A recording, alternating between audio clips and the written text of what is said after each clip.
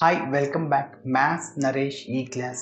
ఇవాళ engineering first year semester 2కి సంబంధించిన M2లోని differential equations and vector calculus అనే పేపర్ టైటిల్ నుంచి యూనిట్ 3 పార్షియల్ డిఫరెన్షియేషన్ దానికి సంబంధించిన మెథడ్ 3ని డిస్కస్ చేద్దాం.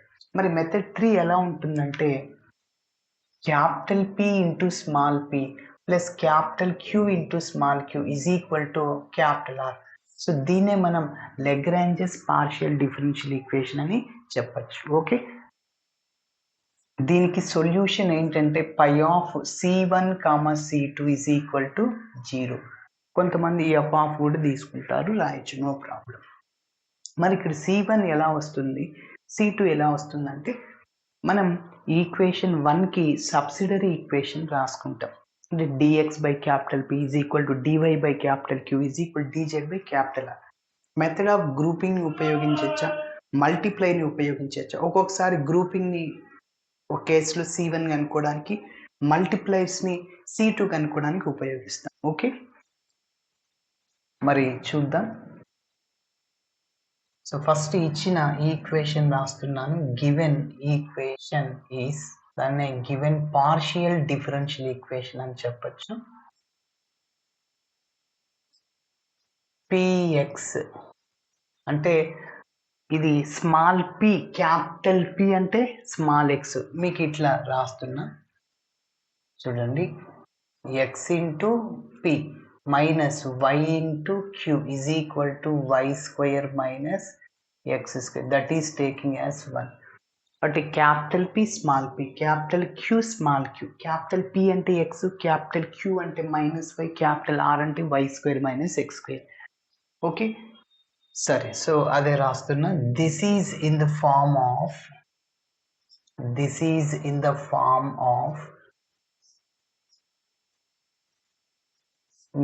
Of capital P into small p plus capital Q into small q is equal to R. Again, equation 1 is called Lagrange's partial differential equation అని చెప్పాను. ఇలా ఉంటాయి. Okay, clearly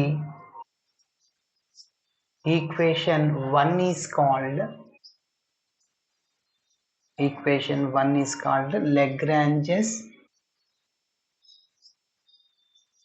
partial differential equation. Okay, సరే. ఇప్పుడు number 1కి subsidiary ఈక్వేషన్స్ని రాస్తాం. So అయితే క్యాపిటల్ P అనేది కూడా రాస్తాం, మనకు అవసరం వస్తుంది. Here capital P is equal to x small q coefficient, capital Q is equal to -y small q coefficient, capital R is equal to y square minus x square. Okay, yes. ఇప్పుడు subsidiary ఈక్వేషన్స్ని రాస్తాం. The subsidiary equations of 1 are ఏంటంటే dx by capital P is equal to dy by capital Q is equal to dz by capital R. PQR ని substitute చేయండి. So dx by x is equal to dy by minus y is equal to dz by y square minus x square. Yes. So first 2 ఫ్రాక్షన్స్ని తీసుకుందాం. So తీసుకున్నాక మనం డైరెక్ట్గా numerator x వైది, denominator XY variables ఉన్న ఈజీగా integration చేయొచ్చు. C1 వస్తుంది. ఓకే, సరే. చూడండి, take dx by x is equal to dy by y. Integration చేస్తున్నాను. So on integration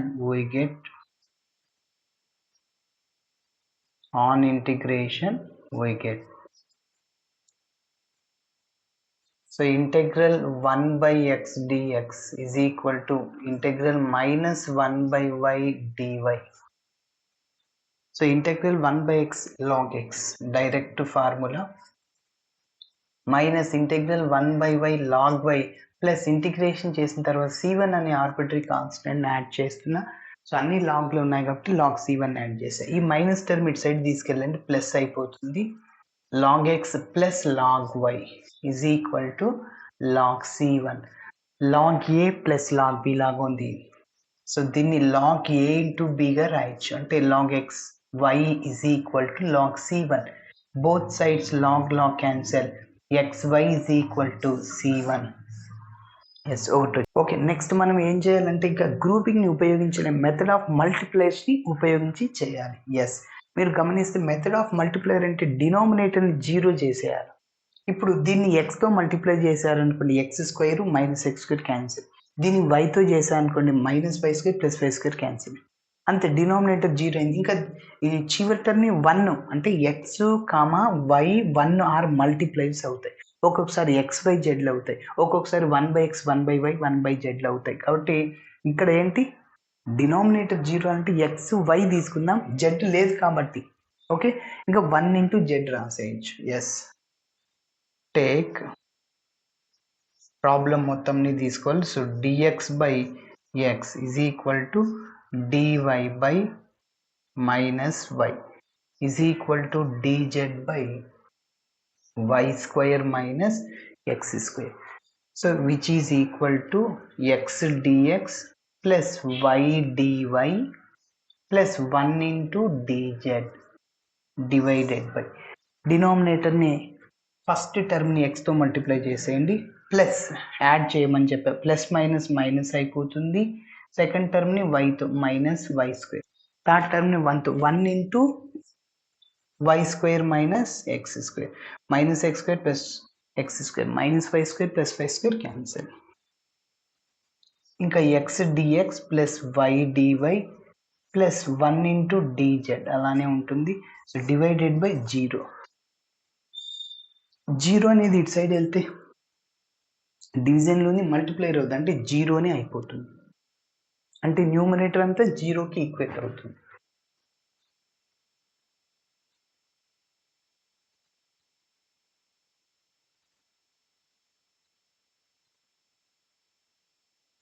yes student, so కాబట్టి therefore x dx plus y dy plus dz is equal to 0. So integration చేస్తాం. So on integration we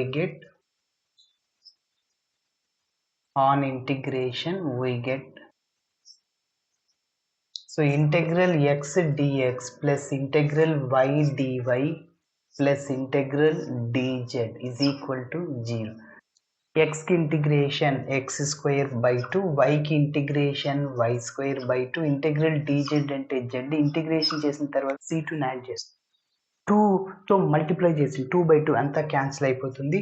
అంటే only x² plus y² plus 2z is equal to c2 రాయొచ్చు are c2 రాయొచ్చు. చెప్పాను, c2 is very small value, 2 into c2 is also small value. అంటే c2 0 point something, 2 into 0 point something 0 point something. So ఇప్పుడు మన given ఈక్వేషన్కి సొల్యూషన్ని రాద్దాం. Therefore, the general solution